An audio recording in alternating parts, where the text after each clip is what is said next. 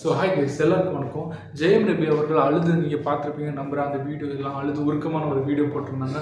So அதுக்கு முன்னாடி ஒரு ப்ரெஸ் மீட்டை கொடுத்துருந்தாரு. அந்த ப்ரெஸ் மீட்டில் என்ன சொல்லியிருக்காரு, எதனால் இந்த அளவுக்கு மன உளைச்சலாக இருக்குது, எல்லாத்தையும் இந்த வீடியோவில் நீங்கள் தெரிஞ்சுக்கலாம். சப்ஸ்கிரைப் பண்ணிக்கோங்க, லைக் பண்ணிக்கோங்க, சப்போர்ட் பண்ணுங்கள்.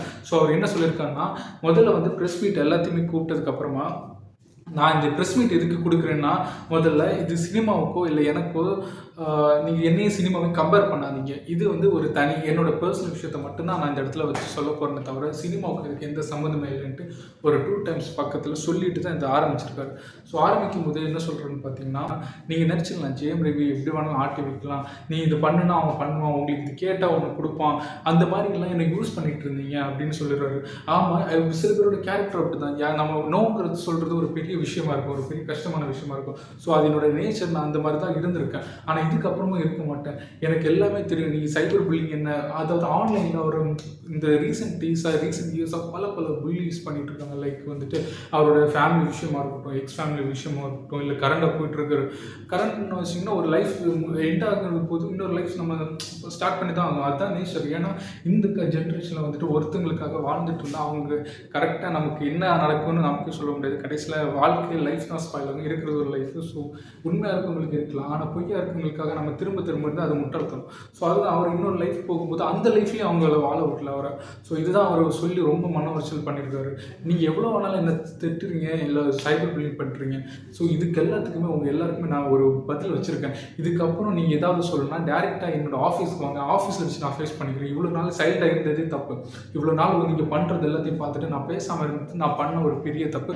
ஆனால் இனிமேல் அந்த தப்பு நான் பண்ண மாட்டேன். எதாக இருந்தாலும் ஆஃபீஸ்க்கு வாங்க, ஆஃபீஸில் வந்து நானும் ஃபேஸ் பண்ண ரெடியாக தான் இருக்கேன் அப்படின்ட்டு. இவ்வளோ நாள் பஞ்சிங் பேக் மாதிரி யூஸ் பண்ணிக்கிட்டீங்களா, இதுக்கப்புறம் நான் வந்துட்டு கராத்தே பாபு மாதிரி ஃபைட் பண்ணுறேன் அப்படிங்கிற மாதிரி. ஸோ இது ஒரு சின்ன அந்த இது சொன்னாங்க. அவர் ஃபேஸ் வந்துட்டு ரொம்ப ஒரு உருகின ஃபேஸ் மாதிரி தான் இருந்துச்சு. ஓகேவா, ரொம்ப ஃபீல் பண்ணி தான் சொன்னார். நான் ஆக்சுவலி ஜெயம் ரவி அவர்கள் அழுது நான் மோஸ்ட்டாக பார்த்ததில்ல, அந்த வீடியோவில் தான் பார்த்தேன். ஆனால் அந்த பேசிக் சில விஷயங்கள் சொல்லும்போது என்னால் வந்துட்டு ஃபீல் பண்ண முடியுது. ஸோ ஒரு லவ்வாக இருக்கட்டும், ஒரு ட்ரஸ்ட்டாக இருக்கட்டும், லாயலாக இருக்கட்டும், எல்லாருக்குமே நடந்துருக்கும். நம்ம பிடிச்சவங்களோ இல்லை நம்ம ரொம்ப நம்புறவங்களோ நம்மளை விட்டு போகும்போது அந்த ஃபீல், அந்த மனவலி எப்படி இருக்குன்னு ரிலேட் பண்ண முடிஞ்சிச்சு. ஸோ அதுலேயே எனக்கு கொஞ்சம் மனசு கஷ்டமாக தான் இருந்துச்சு. அது உண்மையாக போய் எனக்கு தெரியல, ஆனால் உண்மையாக இருக்க பட்சத்தில் எல்லாருக்குமே கஷ்டம் தான் அந்த ஒரு விஷயம்.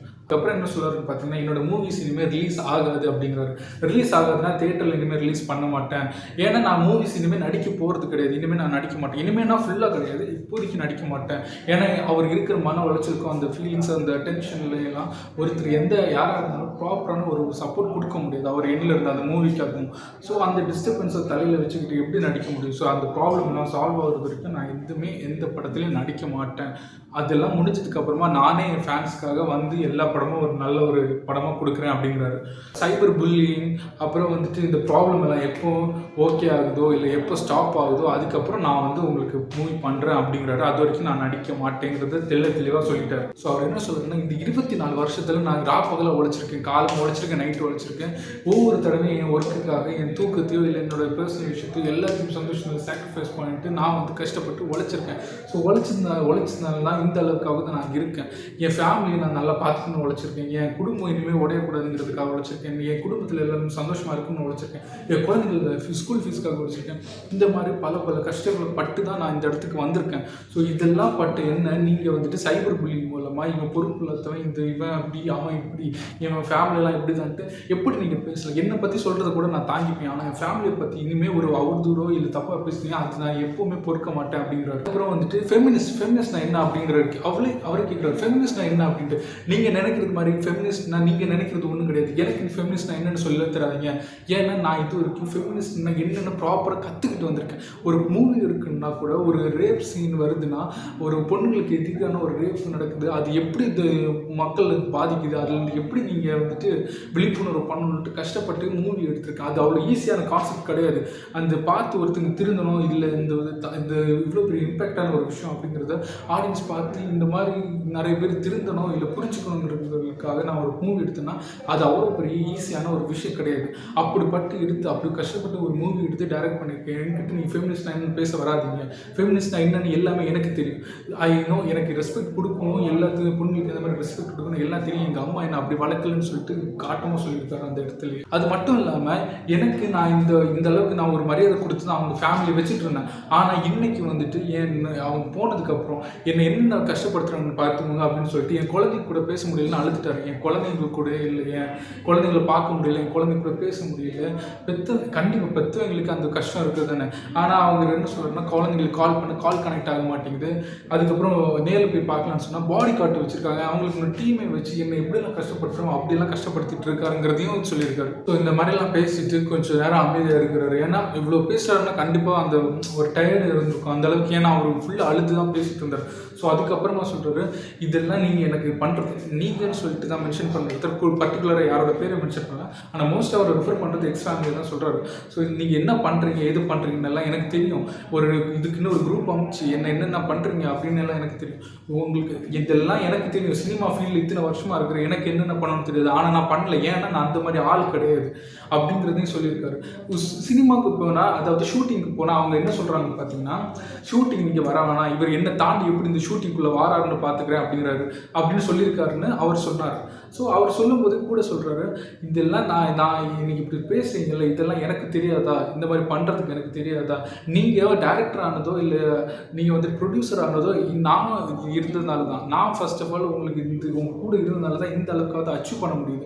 இதுக்கப்புறம் நான் பேசிக்காக இந்த வீடியோ எதுக்கு சொல்ல வரேன் பார்த்தீங்கன்னா, சைபர் புல்லிங்னு நீங்கள் ரொம்ப கஷ்டப்படுத்துறீங்க. உங்களால் சின்ன குழந்தைங்கள்லேருந்து மிடில் ஏஜ் ஆளுங்க, வயசானவங்க, குழந்தைங்க, பொம்பளைங்க, ஆமாம் எல்லாருமே இந்த சைபர் புல்லிங்கால் தினம் செத்துட்டு இருக்காங்க. ஸோ நீங்கள் பண்ணுறது ரொம்ப பெரிய தப்பு. சைபர் புல்லிங்கை ஃபஸ்ட்டு நான் ஸ்டாப் பண்ணேன். சைபர் புல்லிங்கில் ஈடுபடுற எல்லாருக்குமே நான் தண்டனை வாங்கி கொடுப்பேன் அப்படின்னு சொல்லியிருக்காரு. ஏன்னா அது ஆக்சுவலாக அந்த சைபர் புல்லிங்னால நிறைய பேர் இறந்துட்டு தான் இருக்காங்க.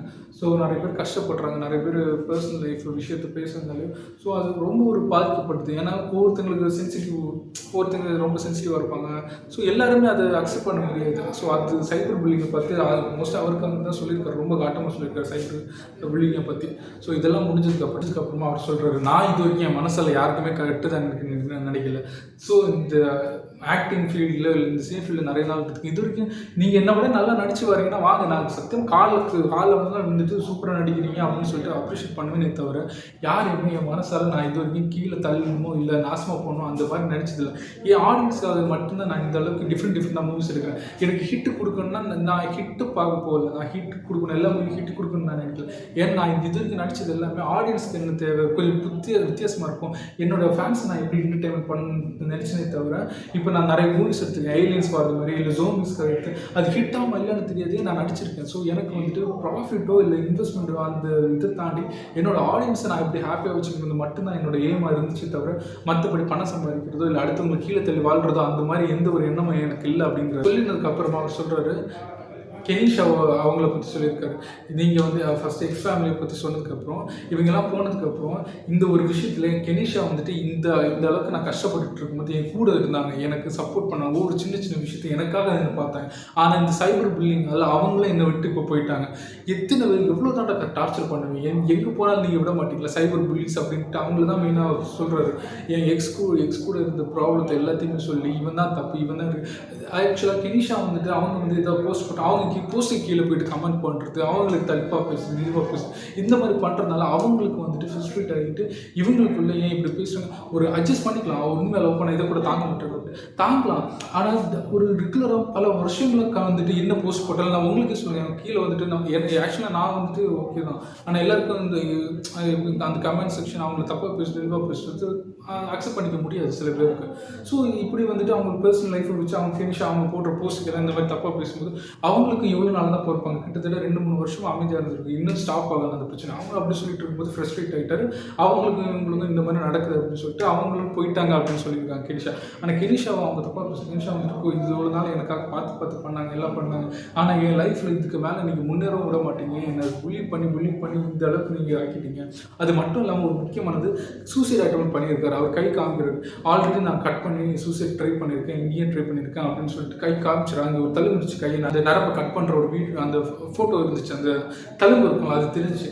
ஸோ அது சொல்லினதுக்கப்புறம் இதுக்கப்புறம் நான் இருப்பேன் இல்லைன்னு தெரியாது. ஆனால் நான் போனால் இங்கே இருக்கிற எல்லா புள்ளி பண்ணுறவங்களும் இந்த பிரச்சனைகளை யாரும் நான் இன்வால்வ் பண்ணி எல்லாருக்கும் ஒரு முடிவு கட்டிட்டு தான் நான் போவேன் அப்படின்னு சொல்லியிருக்காரு. அதாவது கிட்டத்தட்ட நான் சூசைட் பண்ணிக்கிறதுக்கு வாய்ப்பு இருக்குது இதுக்கப்புறம் அந்தளவுக்கு பேசியிருக்காரு.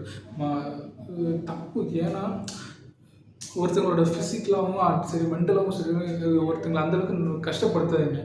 லவ்வோ லாயலாக ஒருத்தங்களுக்கு இருப்பாங்க, இல்லை நமக்கு இருப்பாங்கன்னு சொல்லி நம்பிடும்போது அவங்க கிட்ட அந்த அது எனக்கு புரியல. லவ்வாக இருக்கும் லாயல்ட்டி எனக்கு எக்ஸ்பெக்ட் பண்ணாமல் எதையும் கொடுக்க முடியாது. ஸோ நமக்கு பிடிச்சிருக்குன்னா நம்மக்கிட்ட அந்த அன்பு ஒன்று லாஜிக் எதிர்பார்ப்பாங்க. ஸோ அதில் குறை சொல்லாதீங்க. நீ இருந்தால் நான் ஏன் லாயலாக கொஞ்சமாவது இருக்கணும்ல, நம்ம அன்பு காட்டுறோம், நம்ம கூட்ட கொஞ்சமாவது அன்பு காட்டணும். ஸோ அது இல்லாமல் கருத்திலே கொள்ளாமல் இப்படி பண்ணும்போது எல்லாருக்குமே வலிக்கு தான் செய்யும், எல்லாருமே சூசைட் ட்ரை பண்ண தான் செய்வாங்க. But please stop it. ஏன்னா நீங்கள் சூசைட் பண்ணாலும் சரி பண்ணலன்னு சொல்லி அவங்க லைஃப் அப்படியே போயிட்டு தான் இருக்கும். உங்களுக்கு உண்மையாக பிடிச்சோம்னா உங்களை அந்த லெவலுக்கு கொண்டு போக மாட்டாங்க. அதை ஃபஸ்ட் புரிஞ்சுக்கோங்க. ஸோ இந்த மாதிரி சொல்லிவிட்டு எல்லாருக்குமே ஒரு வார்னிங் கொடுத்துருக்காரு. தானும் இதுக்கப்புறம் இருப்பேனா இல்லைன்னு தெரியல. சப்போஸ் இதெல்லாம் தாண்டி நான் இருந்தேன்னா உங்களுக்கான படத்தை அதுக்கப்புறம் கொடுக்குறேன். ஸோ அது வரைக்கும் என்ன படம் ஏன் நடிக்கலை இது மாதிரி விஷயத்தில் ப்ளீஸ் என்ன தயவு செஞ்சு கேட்காதீங்க. ஏன்னா அந்தளவுக்கு ப்ரெஷரும் ஒரு ஃபேமிலி ப்ராப்ளத்துலையும் இருக்கேன் அப்படின்னு சொல்லிட்டு அந்த ப்ரெஸ் மீட்டை கம்ப்ளீட் பண்ணியிருக்காரு. ஸோ நான் சொல்ல வேண்டியது ஒன்று தான், யாரையுமே ஃபர்ஸ்ட் ஆஃப் ஆல் லவ் பண்ணுறனோ இல்லை நம்பிக்கை கொடுத்தோ ஏமாற்றுறீங்க, தயவு செஞ்சு ஏமாற்றுறீங்க. எனக்கு பர்சனலாகவே தெரியும், லவ்வோ சரி இல்லை ஒரு லாயலான ஒரு பர்சனாக நம்மக்கிட்ட இருந்துட்டு இல்லை நீ வேணாம் அப்படின்ட்டு அது ரொம்ப கஷ்டம். ஒருத்தங்களுக்கு நீங்கள் இல்லாமல் நீங்கள் வேறு ஒரு லைஃப்பை பார்த்துருவீங்க. ஆனால் நீங்கள் தான் ஒரு லைஃப்பில் இருக்கும்போது அவங்களுக்கு வலிக்கு தான் செய்யும், கஷ்டமாக தான் இருக்கும். சின்ன கஷ்டம் கிடையாதுங்க. கிட்டத்தட்ட ஒருத்தங்க செத்து போனாங்க, பிடிச்சவங்க செத்து போனால் எப்படி இருக்கும் அது கூட மேனேஜ் பண்ண தெரிஞ்சவங்களுக்கு. ஆனால் உயிரோடு இருக்கும்போது அவங்க நமக்கு கிடைக்க மாட்டாங்க. இனிமேல் அவங்க எல்லாமே தான் நம்மளை வாழணும், சர்வே பண்ணணும் இருக்கும்போது அது ரொம்ப கஷ்டம். ஸோ தயவு செஞ்சு ஆணாக இருக்கட்டும் பொண்ணாக இருக்கட்டும் நம்பிக்கை கொடுத்து யார் வாழ்க்கையும் தயவு செஞ்சு அழிக்காதீங்க. சண்டை போடுங்க, எது வேணாலும் பண்ணுங்கள், தயவு செஞ்சு அது சின்ன சின்ன விஷயத்துக்கு விட்டு போகாதீங்க யாரையும். ஸோ அதான் சொல்லிக்கிறேன். So thank you guys. ஒருத்தங்க மாறணும்னு இருந்தால் வாய்ப்பு கொடுங்க, பிடிச்சிருந்தாலும் வாய்ப்பு கொடுங்க. ப்ராமிஸ் பண்ணிவிட்டு தயவு செஞ்சு போகாதீங்க அவங்கள விட்டுட்டு. எல்லாருமே தாங்க முடியாது அது. ஸோ அதுதான் சொல்லியிருக்கேன். எனக்கு அந்த வீடியோ அந்த விஷயத்தால தான் பேச எடுத்தேன். ஸோ உங்களுடைய கருத்துக்கள் எல்லாம் கமெண்ட் செக்ஷனில் போடுங்க. என்கிட்ட பாசிட்டிவாக இருந்தாலும் சரி நெகட்டிவாக இருந்தாலும் சரி எதாக இருந்தாலும் கமெண்ட் பண்ணுங்கள், நான் எல்லாருக்கும் ரெஸ்பாண்ட் பண்ணுறேன். ஸோ நன்றி.